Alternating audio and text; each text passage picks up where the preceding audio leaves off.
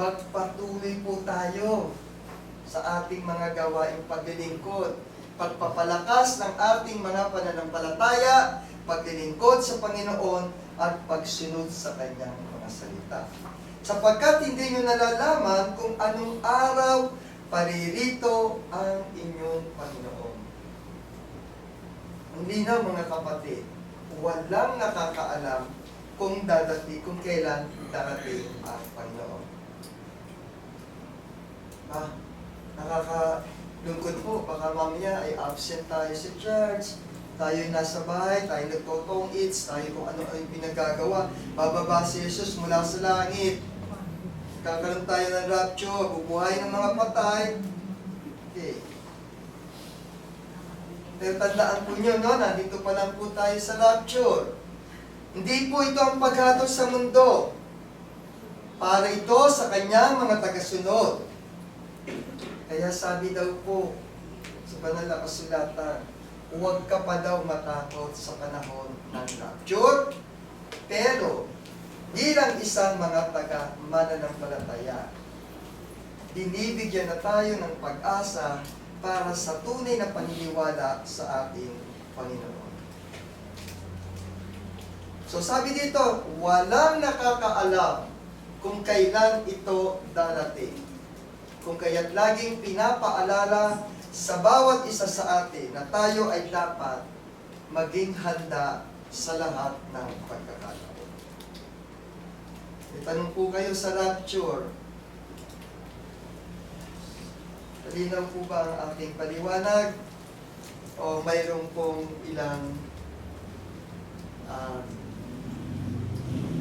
punta naman po tayo. Kung wala, anong tanong mo, Brad? Pinipilit mo si brother tumaas ng kamay. Seryoso si brother eh. Nagkaroon tayo ng kaunawaan. Mababa ang Panginoon. Okay, bubuhay ng mga patay.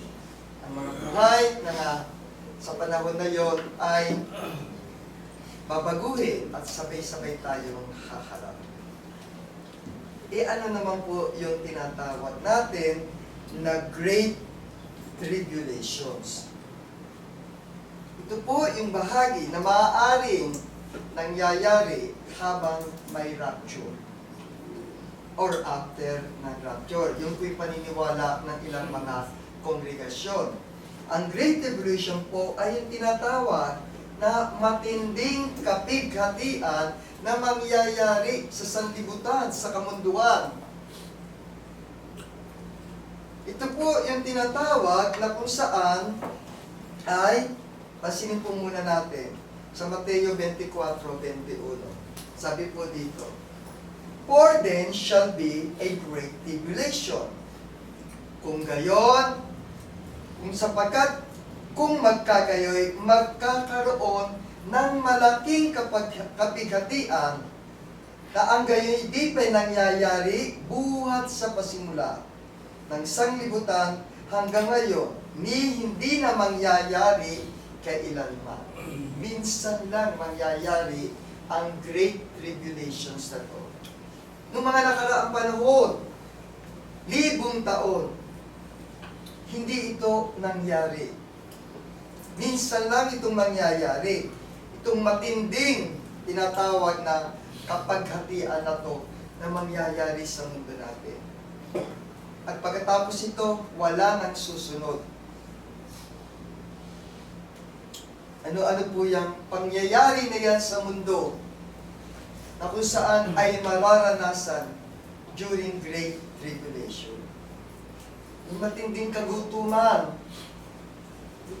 Halos lahat magpapatayan sa gutom. Halos wala ka nang makita, ultimo kakainin mo na. Ito'y nangyayari sa ibang bansa. Sa ating bansa, hindi pa nangyayari ito. Pero may mga bansa na kung saan ay nangyayari na ito. Pero hindi pa ito tinatawag na Great Tribulations. Kasi iilan lamang sila. Maaaring dahil sa kalikasan, kung kaya't nakakaranas sila ng matinding kagutuman. Yung mga sakit, Nung nangyari po yung COVID-19 na yun, kala ko yun ang tinatawag na Great Tribulations kasi buong mundo. Pero hindi pa, di ba po? Natapos. Sa loob ng 2 taon, natapos. O hindi pa yun ang Great Tribulations. May ilang bansa na kung saan, hindi naman apektado. Hindi pa yun ang Great Tribulations. Wala pa na tinatawag. Mga epidemic na tinatawag natin.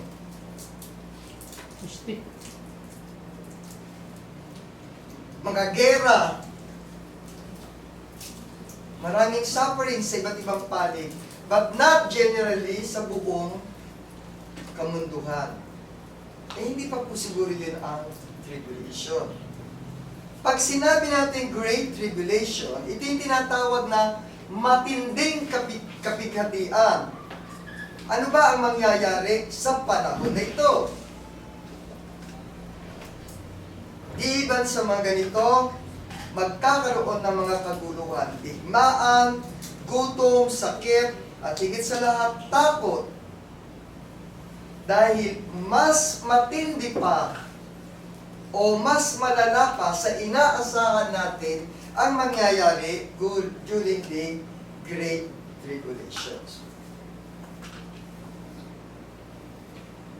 Ito pa yung sinasabi sa Revelation 6:18. At nagkaroon ng mga kidlat at mga tinig at mga kulog at nagkaroon ng malakas na lindol na di nangyari kailanman mula nang magkatao sa lupa, isang lindol na lubhang malakas, lubhang kakilakilabo. Nangyari na po ba yun? Yung kidlat na nga nangyayari, isisim lang sa atin. Iiwas ka lang ng ganun eh. Ay, sus Mariosep! Ganun lang ang ating reaction. Nagpuputo ka na, hindi niyo po ba alam, nagpuputo ka na nun sa Taiwan. Nadinig ba kayo dito sa Pilipinas? Wala. Dito po pinapakita na kung saan baka yung mga kulog at lindol na yan ay hindi natin kayanin. Yung nga pong, ano ba yung lindol na mangyayari sa atin doon? Big Four? Big One? Four na agad ako, no? Big One lang pala po. Tumatalon ako agad sa Big One. Okay. Yun nga lang Big One na nainibis na tayo kung ano yung mangyayari sa lindol, no? Yung Big Four pa pala. Yung Big Four, di sinasabi, may Big Four pala Okay. Kakatakot yung Big One dahil sabi, mahahati tayo Mawawala yung party ng banda doon sa Summer in Marikina, or kaya mga nagtatrabaho sa BGC, ninenervyos na Di ba po? Pero wala kang makakaalam. O sino man po. Ito tinatawag na sa Great Tribulations Yung mga digmaan, yung lindol, yung mga kidlat na yan ay talagang halos ay hindi pa nangyari noon na lubhang malakas at kakilakilabot po. Pansinin niyo po, kinuha ko lang po yung pictures na yan. Baka higit pa po dyan ang laman ng sinasabi ng banal na kasulatan. Hindi lang po yan ang mangyayari sa atin. Darating na rin po yung panahon na kung saan ang paglitaw ng mga iba't ibang masasamang pinuno o yung mga anti-Christ sa mundo. Lilitaw ang mga antikristo. Lilitaw ang maraming tao na kung saan ay masusubukan ang kanilang mga pananampalataya at magdudusa sila. Dahil darating ang ilang mga tagapagturo o leader na kung saan ay manlilinglang sa marami.